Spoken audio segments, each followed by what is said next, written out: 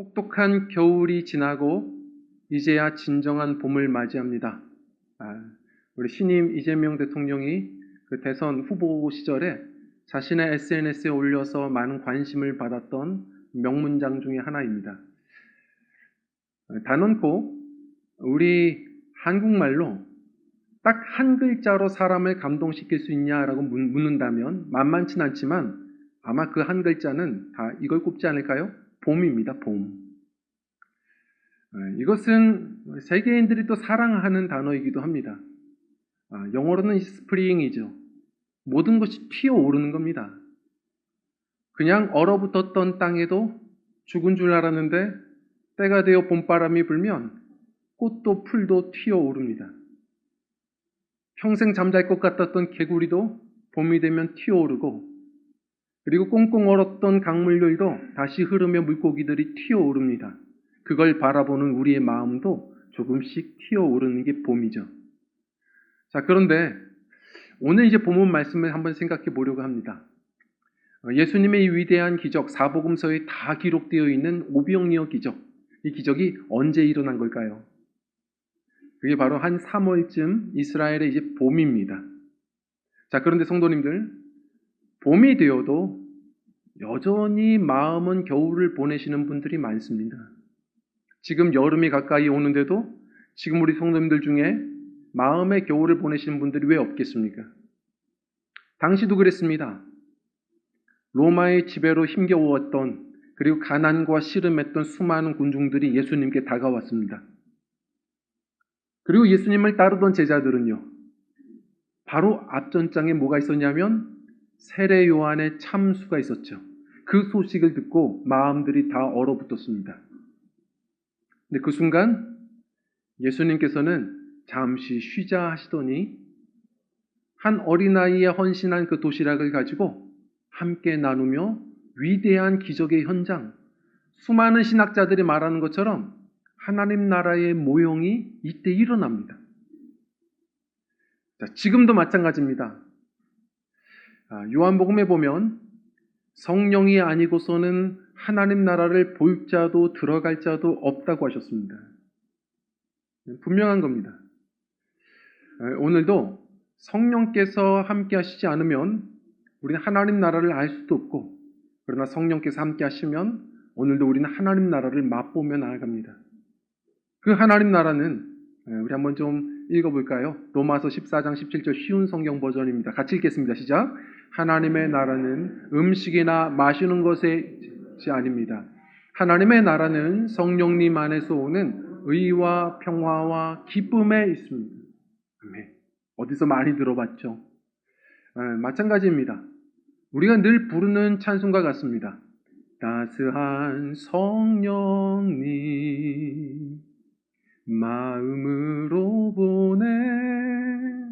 제가 키를 너무 높이 잡았는데 같이 불러주십시오. 내 몸을 감싸며. 시작. 내 몸을 감싸며 주어지는 평안함, 만족함을 느끼네. 고맙습니다. 언제 만족을 느껴보셨습니까? 사람은 아무리 가져도 많은 것을 먹어도 항상 허기집니다. 그러나 성령께서 함께 하시면 바로 성령의 열매, 우리의 심령 속에 사랑이, 희락이, 화평이, 성령의 열매가 다시금 주렁주렁 맺히는 성령의 과수원, 우린 심령의 봄을 맞이하게 됩니다. 오늘도 이 성령 강림절 말로만이 아니라 우리 주님께서 우리에게 약속하신 귀한 선물, 우리 성령님의 임재를 사모하며 나가는 예배가 되셔서요, 나도 모르게 얼어붙었던 우리의 마음이 다시 녹아지시기를, 없었던 사랑이, 그 기쁨이, 평강이 다시 회복되시기를, 내 마음의 만족이 다시 찾아오는 은혜가 있으시기를 주의 이름으로 간절히 축원드립니다. 자, 이 시간 우리 한번 생각해 볼 텐데요, 성령께서 함께 하시면 반드시 봄이 일어납니다. 봄입니다. 바라봄, 돌봄, 맛봄의 역사가 일어납니다. 우리 순서대로 한번 좀 생각해 볼 텐데요. 첫 번째로 따라하겠습니다. 바라봄을 주십니다. 우리 34절 말씀 한번 읽어볼까요? 시작. 예수께서 나오사 큰 무리를 보시고 그 목자 없는 양 같음으로 인하여 불쌍히 여기사 이에 여러 가지로 가르치시더라. 아멘. 자, 요한복음에 보면요, 예수님께서 지금 병자들을 치료하셨습니다. 그래서 군중들이 모였던 겁니다. 치료하시는 예수님을 봤다라고 얘기하죠. 자, 어느 순간 그들이 모여드니까 떡을 나눠주시는 예수님을 봅니다. 근데 어느 순간 생명의 떡이신 예수님을 보게 되죠. 성령이 임하셔야 됩니다. 그렇지 않으면 아무리 성경을 수없이 봐도 성경 안에서 예수님을 만날 수 없습니다. 그러나 성령이 함께 하시면 이 피곤하고 힘겨운 나의 일상 속에서도 함께 하시는 주님을 보게 하십니다. 이게 위대한 은혜입니다. 제가 이번 한 주간 동안 저에게 큰 은혜를 주었던 말씀이 있습니다. 욥기서를 요즘 묵상하는데요. 3장 23절 말씀 한번 좀 읽어볼까요? 시작. 하나님에게 둘러싸여 길이 아득한 사람에게 어찌하여 빛을 주셨는고. 아멘. 욥과 같이 고통을 받은 적은 저는 없을 겁니다. 그런데 고난이라는 것은 다 저마다 경험하시는 것이죠. 예전에 개척했을 때 성도님들이 질문했던 내용이 있습니다. 그리고 요즘에 뭘 아시는지 저에게 간혹 질문을 던지시는 분들이 계세요. 목사님 괜찮으세요? 뭐 힘들지 않으세요? 사실 개척했을 때부터 사실 그 마음과 씨름했던 적이 있습니다. 쉽지 않더라고요. 가까운 사람들, 뭐 가족들, 저도 상처를 주겠지만 상처를 이렇게 받을 때 이게 사실은 잘 해결이 안 되는 걸 보게 됩니다. 그런데 그때서부터 생각해 보면 하나님이 기도도 시키시는 거더라고요. 제가 하는 게 아니라 시키시는 거예요. 저를 살리시려고 기도를 그렇게 시키시는데 기도 내용도 알려주셨습니다. 그래서 지금도 사실 요즘에 이 기도를 많이 합니다. 어떤 기도냐면 너무 힘들 때는 하나님, 저 앞으로 계속 목회해야 되지 않습니까? 제 마음이 무너지지 않도록 지켜주십시오. 이 상처를 받으면 누군가에게 또 상처를 나누지 않을까요?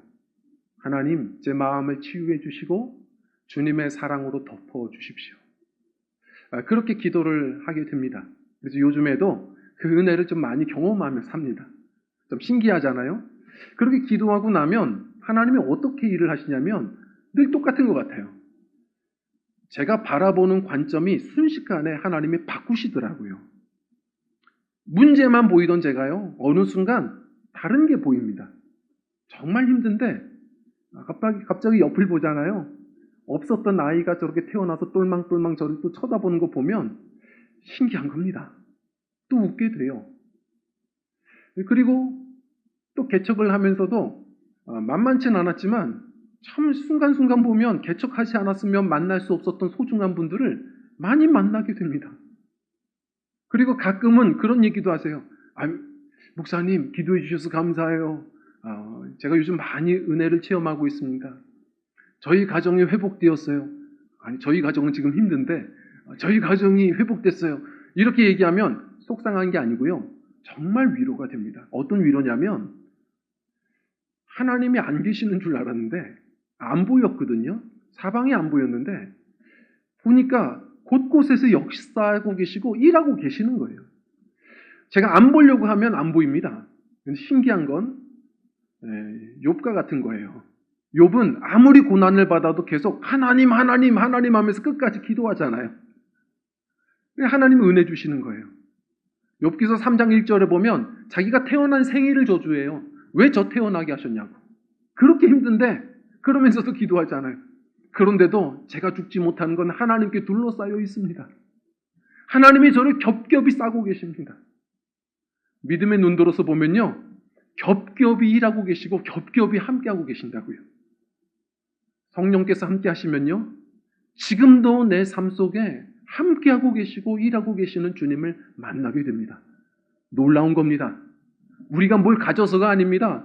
이 마가복음 6장 보면 이 빈대리 잔치 앞서서 뭐가 있었죠? 헤롯의 왕궁 잔치가 있습니다. 그런데 어떻게 됐습니까? 세례 요한이 참수되면서 공포로 그 잔치는 끝이 나죠. 많은 것을 가졌다고, 많은 것을 먹었다고 만족이 있는 게 아닙니다. 우리가 부르는 찬송가처럼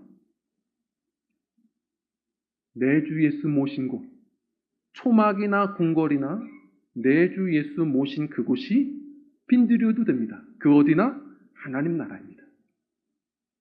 오늘도 주님의 은혜 안에서 좀 눈뜨시기를, 겹겹이 다윗이 고백한 것처럼 이미 생명싸개로 싸고 계시는 우리 하나님을 만나시기를, 그 주님 은혜 안에서 하나님 나라를 경험하시기를 소망드립니다. 그럴 때 주님을 만나게 될 때 신기한 건 우리 시선이 뒤바뀝니다. 주님과 함께 또 내가 사랑해야 될 사람들도 보이기 시작합니다.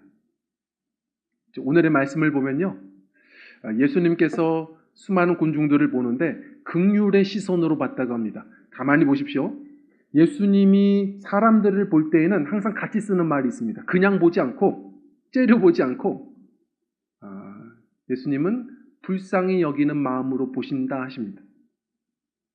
주님의 은혜가 있으면 주님이 보이고, 사랑하는 사람들, 사랑해야 될 사람들이 보입니다. 요셉을 보십시오. 억울하게 감옥에 갇혔는데도 그 순간 성령의 감동이 있어서 옆에 사로잡힌 관원장들의 슬픈 얼굴의 빛을 보았다고 합니다. 성령이 없으면 항상 내 문제만 보입니다. 나밖에 모릅니다. 그러나 성령께서 임하시면 주님이 사랑해야 될 사람들이 보입니다. 숨통이 돌아옵니다. 제가 얼마 전에 그 국민일보 겨자씨란을 보다가 한 작가가 쓴 글을 보고서 좀 많은 감동이 있었습니다. 도전이 있었어요. 이분이 하루는 자기 집 아파트에서 이제 작업을 계속 글을 쓰고 계셨는데, 평상시처럼 이제 스피커를 통해서 관리소에서 안내 방송이 들려오기 시작한 겁니다. 주민 여러분들께 알려드립니다. 오늘 몇 시부터 몇 시까지 약 2시간 동안은 이 아파트 전기 안전 정기 검사가 진행됩니다. 정전이 될 예정이오니, 이렇게 얘기를 딱 했을 때 순식간에 불평이 오더랍니다. 노트북 빨리 또 충전해야 되겠네. 이거 냉장고 괜찮나? 이 에어컨도 못 트는 거 아니야? 밖에 나갈까? 엘리베이터는 되나? 순간 잠시의 그 짜증이 뒤섞이면서 나오는데, 근데 그 순간 그 뒤에 문장을 듣고 나서 충격을 받았답니다. 그 안내방송에서 아주 특이하게 이렇게 얘기하더라는 겁니다. 정전이 될 예정이오니 주민분들께서 혹시나 생명 연장 장치를 사용하시는 세대주분들께서는 정전에 적극적으로 잘 대비해 주시길 바랍니다.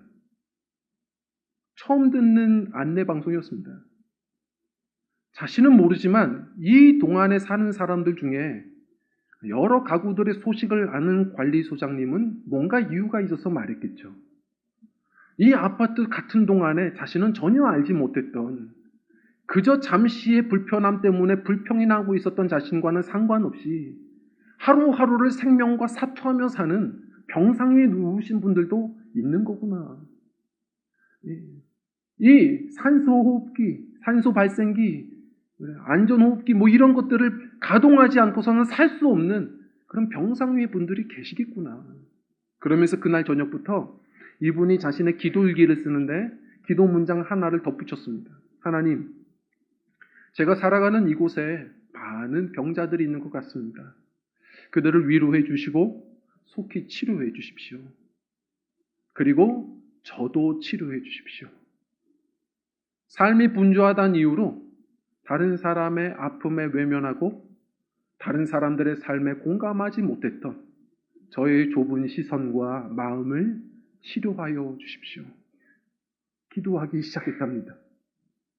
이게 자동차 운전과 똑같습니다. 너무 빨리 가시다 보면 점점 시야는 더 좁아지실 겁니다.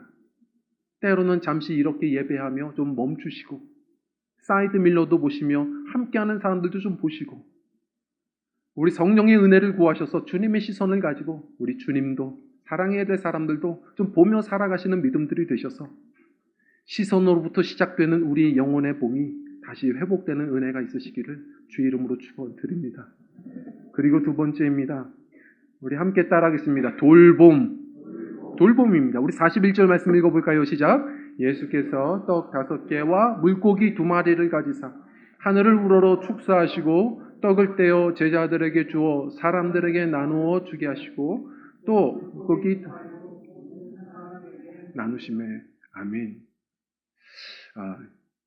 예수님께서 왜 이 무리들을 그냥 돌려보내지 않으셨을까? 먼 길에서 온 사람들, 돌아가다가 굶어서 죽는 사람들도 있었을 거라고들 얘기합니다. 지금 그들을 긍휼히 보시는데 뭐라고 표현하냐면 그들을 목자 잃은 양같이 보시고 불쌍히 여기셨다 말합니다. 예수님은 항상 선한 목자의 시선으로 보시는 겁니다. 불쌍히 여기시고 최선을 다해 찾아온 사람들을 돌보시는 주님이세요. 제가 이제 목자 하면 항상 생각나는 것 늘 말씀드리지만 저희 목사님들 세계에서는 나누다 보면 어떻게 사모님들을 만나 결혼했는가 이런 게 저희들도 관심사거든요. 그런데 생각보다 많은 분들이 교회 이제 부교육자 시절에 청년회를 가르치다가 이 청년들 성경 공부하다가 눈이 맞아서 제자들과 결혼한 케이스들이 생각보다 많습니다. 저희는 그런 분들을 이제 놀려요. 사꾼 목사라고. 양을 잡아먹기 위해 키웠다고 이렇게 놀립니다. 이제 오늘 오후에 오시는 우리 목사님들 중에 한 분도 그런 간증이 있으신 분인데 누군지는 알려드리지 않습니다. 맞춰보십시오. 목사님들 중에 그런 분들이 많이 있어요. 이런 겁니다. 제가 예전에 저희 막내 아이가 어릴 적에 너무 방학 동안 심심해하는 거예요. 그래서 제가 안 되겠다 싶어서 막내 아이에게 얘기했습니다. 너 아빠랑 하루 좀 놀래? 그랬더니 좋대요. 그래서 아빠가 좀 어디 재밌는 데 데려갈까? 그랬더니 너무 신난대요. 그래서 어디? 그랬는데 제가 예상치 못한 대답이었어요. 그래서 양떼 목장 그러는 거예요. 그래서 큰일 났다. 양떼 목장은 안양예술공원에 없잖아요. 양떼 목장은 좀 멀리 가야 되는 걸로 아는데 그래서 다른 건 없고 그랬더니 안 된대요. 양떼 목장을 가야 된대요. 그래서 야, 너 한결같구나. 그래, 그럼 가자. 약속했으니까 가자. 언제 한번 시간 잡자. 근데 먼 길이니까 올 때 맛있는 것도 한번 먹자. 뭐 먹고 싶은 거 있어? 제가 그때 놀랬잖아요. 얘가 얼마 전에 먹었나 보더라고요, 그때. 근데 타이밍이 좀 안 맞았어요. 뭐 먹고 싶어 그랬더니 양꼬치를 얘기하더라고요. 제가 그래서 좀 놀랬습니다. 아니, 양떼 목장을 보고 양꼬치를 먹는 너희 마음은 뭐냐? 이거 정서상 안 좋지 않을까? 그건 다른 날 먹자. 그건 아닌 것 같다. 성도님들, 우리가 그런 경우들이 참 많습니다. 우리가 막 믿음 생활을 하다 보면 누군가를 섬기고 리더가 되고 할 때가 많은데요. 근데 그 순간에 기억해야 됩니다. 예수님은 항상 선한 목자와 사꾼을 비교하시는 겁니다. 간단합니다. 사꾼은 나를 위해 양을 희생시키는 겁니다. 선한 목자는 양을 위해 내가 희생하고 섬기는 것이죠. 우리는 그 섬김으로 부름받았습니다. 오늘도 오후에 임직되시는 우리 신임 중직분들 우리 잘 들어야 됩니다. 바울 사도가 바로 이 믿음의 중직들이 되는 것은 자격은 이렇게 해서 설명했습니다. 디모데전서 3장 5절에 보면 먼저는 작은 교회, 자신의 가정을 믿음으로 잘 다스리는 자여야 하고 그리고 두 번째로 하나님의 교회를 돌보는 자라야 할 것입니다. 신앙생활 혼자 하는 거 아닙니다. 그리고 그것은 절대로 세상과 같이 감투직이 아닙니다. 더 섬기고 내 주변의 식구가 늘어나는 겁니다. 섬겨야 될 대상들이 늘어나는 거고 돌보는 예수님을 닮은 선한 목자들로 세워져 가는 것이죠. 우리가 그렇게 살아갈 때 내 삶도 만만치 않은데 어떻게 돌봅니까? 한 명이든 두 명이든 보여주실 때 그 감동으로 순종하여 가다 보면 내가 알지 못할 절대로 손해보지 않게 하시는 하나님을 또 만나는 것이 성령을 따라 사는 사람들의 믿음의 고백들입니다. 팀 라하이라고 하는 세계적인 상담가, 기독교 상담가가 있습니다. 그분의 책 중에 우리 집 가정교사는 성령님입니다 라는 책이 있습니다. 이분이 계속 자랑하는 게 있습니다. 자기 장모님을 자랑해요. 뭐라고 표현하냐면 자기 장모님은 어린아이 셋을 두고 먼저 떠난 남편 때문에 이 새 아이를 키우려고 정말 몸부림치셨다는 겁니다. 살아갈 방법이 없어서 이 일 저 일 해보다가 결국 시골로 가서 몸부림치며 아이들을 키우는데 그 시골 교회에서 어떤 한 젊은 그런 미혼모와 같은 여인을 만난 것이죠. 참 힘겨워하는 어린아이 하나를 키우며 쩔쩔매는 이 여인을, 마가렛이라는 여인을 만난 겁니다. 그래서 자신도 여유가 없지만 그래도 경험을 주신 것, 그 여인을 위로하고 그 아이까지 넷을 같이 그 어릴 때 돌보며 키웁니다. 근데 그 아이를 키우다가 오히려 하나님의 은혜를 많이 경험하고 자신의 자녀 중에 하나를 은혜 충만해서 신학까지 보내게 되죠. 자, 그런데 나중에 자신의 딸아이 신학교를 간 이 아이가 결혼하겠다고 신랑감이 사윗감을 데리고 인사시키려고 왔어요. 그리고 인사를 하고 대화를 하는데 놀란 겁니다. 이 사위가 얘기하다 보니까 공감대가 많이 있어요. 가만히 들어보니까 그 엄마가 마가렛인 겁니다. 이 사위가 가장 힘들었을 때, 그 꼬맹이였을 때 자신은 성령의 감동을 따라 그냥 섬겼고 많은 은혜도 얻었는데 그걸 넘어서서 하나님은 무궁한 계획이 있으셨구나. 이 사위 될 사람이 가장 힘겨웠을 때 필요해서 성령께서 마음을 주셨고 자신이 그 순간에 그 사위를 그 어렸을 때 돌보고 키웠던 것이구나.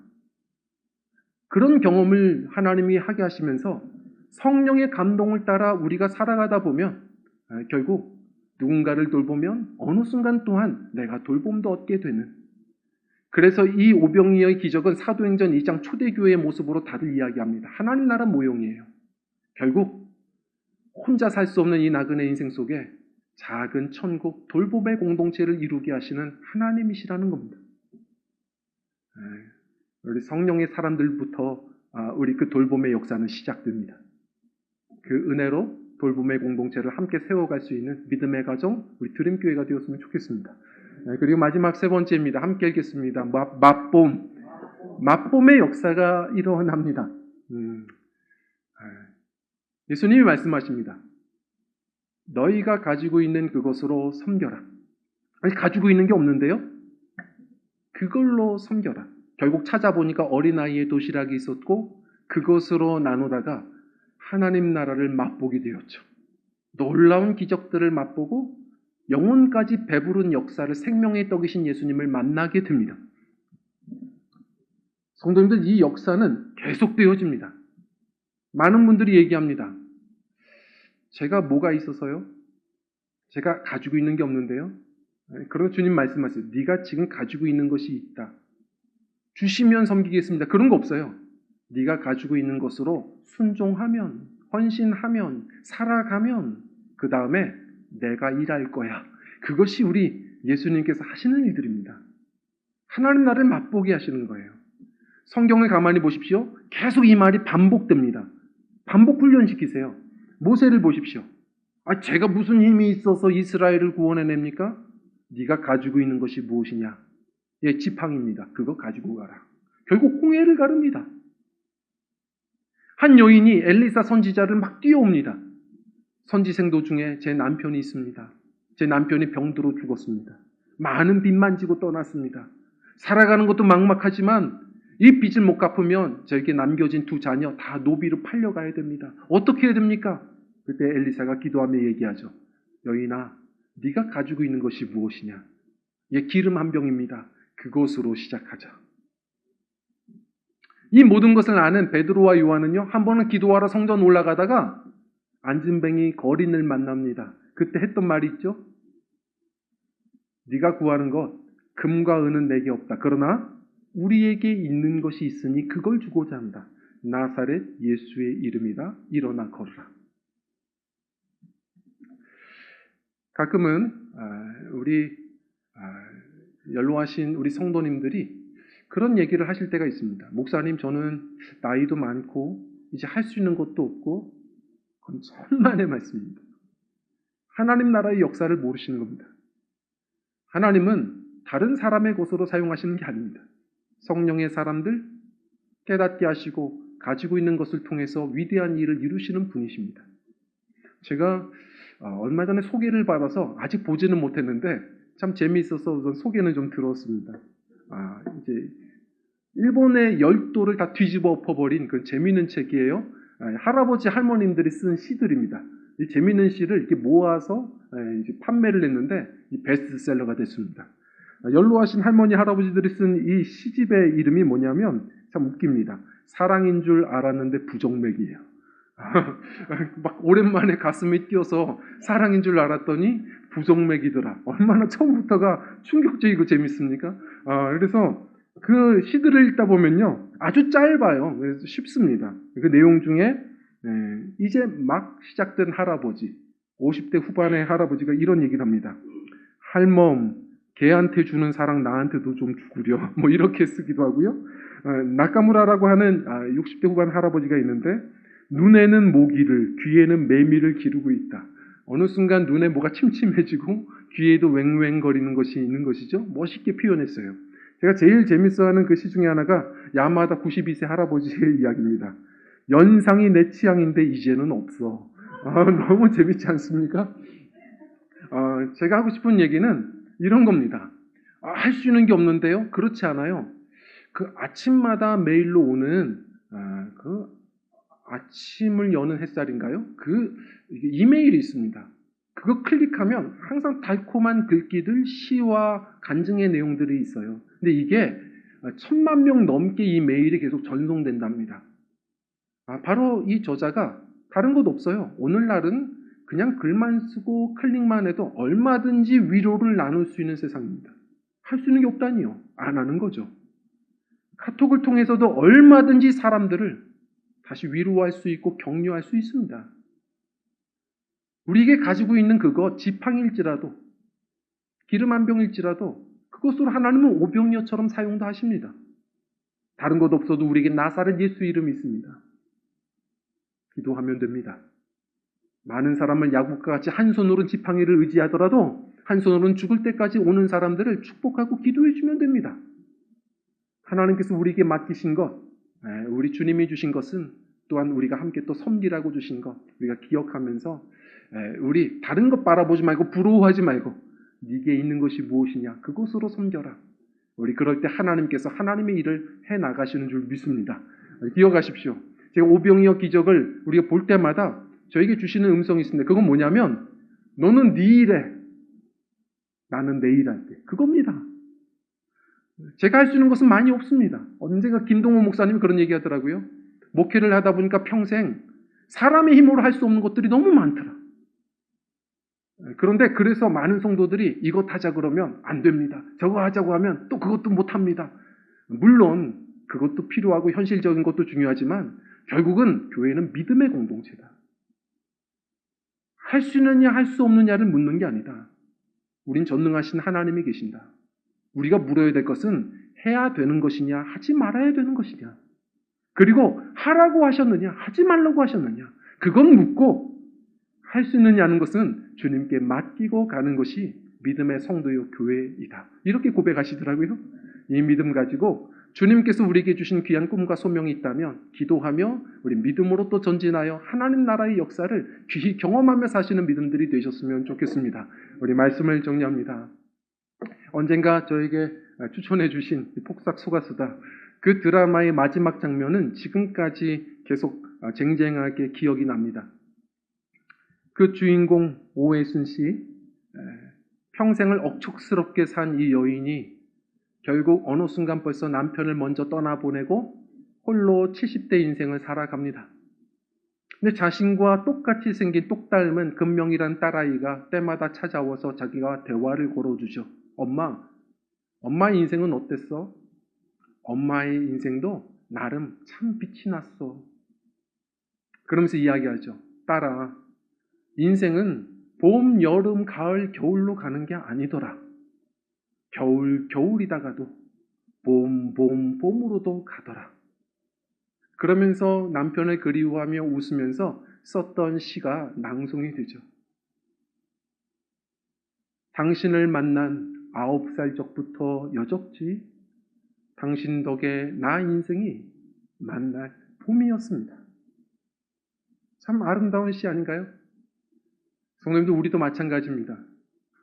참 주인된 우리의 삶, 소망 없던 인생에 우리 성령께서 다가오셔서 예수 믿는 그리스도인 되게 하셨습니다. 주님 부르시는 날까지 육체의 길이 아니라 성령을 따라 살아가시는 믿음들이 되셨으면 좋겠습니다. 그래서 주님을 만나는 그날 우리 이런 고백이 있었으면 좋겠습니다. 우리 성령님, 주님 덕분에, 당신 덕분에 내 인생이 날마다 봄이었습니다. 만만치 않았지만 매 순간 봄을 누리며 살았습니다. 고백할 수 있는 성도님들, 만날 그 성령을 의지하여 우리 성도님들 남들이 보지 못하는 것 보고 듣지 못하는 것도 좀 듣고 누리지 못하고 거두지 못하는 열매도 좀 거두며 사시는 우리 한평생 이 나그네 인생, 우리 주님께서 허락하신 봄을 날마다 누리시며 나누시며 살아가시는 우리 참 행복한 신앙의 여정들, 저와 성도님들의 신앙 여정 되시기를 간절히 축원드립니다. 우리 함께 찬양하고 기도하는 시간을 갖겠습니다.